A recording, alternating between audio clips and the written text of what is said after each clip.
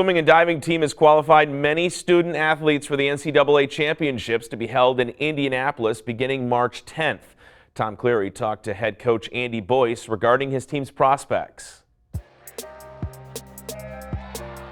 Maybe in a year when the Great Lakes are almost completely frozen over, it shouldn't be surprising that a slightly smaller crew of Grand Valley swimmers were able to break through the ice and earn spots at this year's NCAA championships.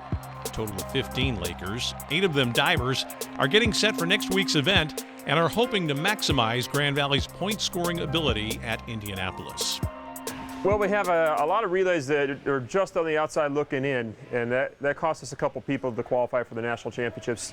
Some cases less than 0.2 of a second, and we bring 2 or 3 more people into the meet.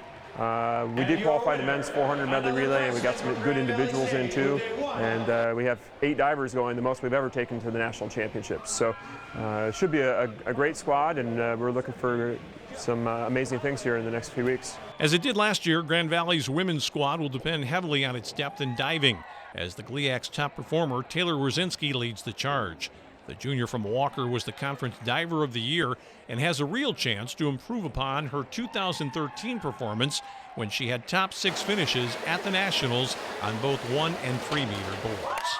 I really try to focus on my entries. I'm not the most graceful diver, and I don't have the nice clean entries that everyone else does, or the toe point, so that's where my main focus is.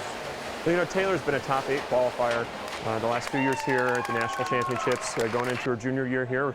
I'm sure she's expecting to be up there again, and all 4 of the women and all 4 of the men on the diving side of things, they have to get through the pre-qual meet, which is on the Tuesday before the national championship starts. So they take the top 22 women and the top 18 men out of the pre-qual meet. We're so excited because guys haven't been to nationals in quite a while. It's going to be good for them, and it's going to be good for us because we're going to have more people supporting us there and cheering us on. Besides the other 3 qualifiers in diving, the Lakers' other hope among the women comes from Sam Postmus, the freshman from Wayland, who was the top first-year performer in the GLIAC this season. Well, Sam Postmus is really done it all year. I mean, she's great from the 200 to the mile in the freestyle events, and she's going to swim the 400 IM at the national championships.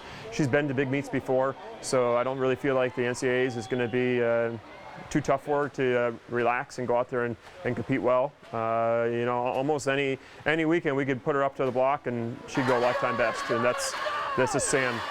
Whether she's tapered or not, she's going to go out there and she's going to be a competitor and race the person next to her. Postmus won 2 freestyle distance races at the conference meet, is an individual medley standout, and has been a mainstay of Laker relays. For the men, Indianapolis will mark the final go-round for senior Sven Kardal of the Netherlands, the GLIAC champion in the 400 medley. In 2013, Sven finished 20th in that race at the Nationals, but since has cracked the 4-minute mark and improved by about 5 seconds over his national time from 2 years ago.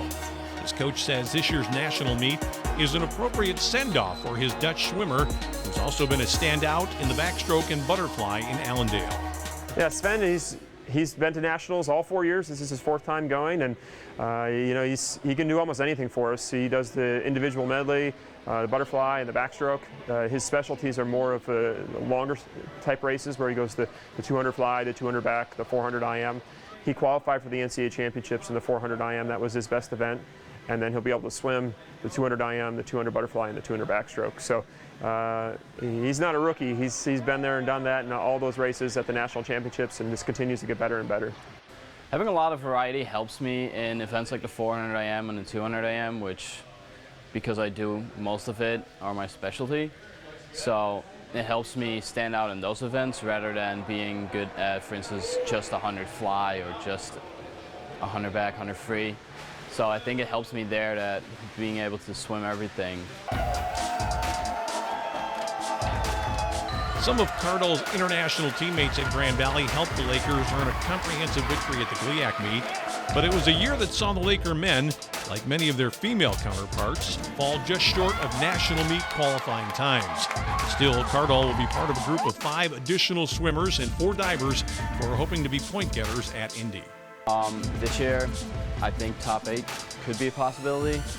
We got a great group going. We have 6 swimmers that are individually capable of making top 8s, top 16s, and we got 4 good divers who I think could score top 8, maybe top 16. It's really turned into an international national championships on the men's side, and we have 5 of our 6 men that are going to the nationals are international swimmers for us.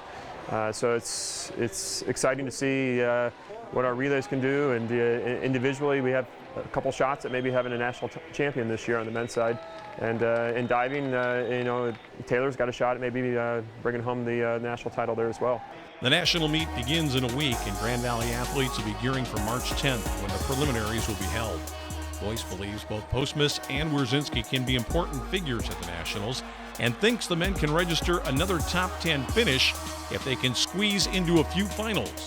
For the Grand Valley State Sports Report,